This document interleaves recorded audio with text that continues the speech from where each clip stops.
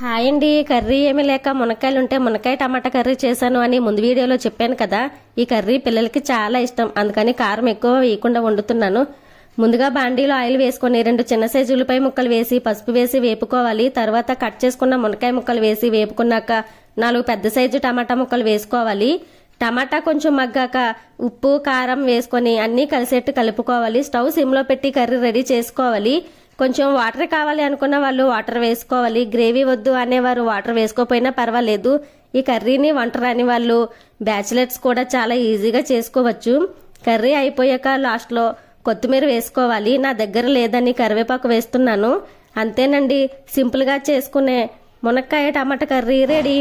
మరి మీకు మునక్కాయలు ఏ కాంబినేషన్లో వండుకుంటే ఇష్టమో కామెంట్ చేయండి. మన ఛానల్ ఇంకా ఎవరైనా సబ్స్క్రైబ్ చేయకపోతే సబ్స్క్రైబ్ చేయండి, షేర్ చేయండి, లైక్ చేయండి. Bye bye.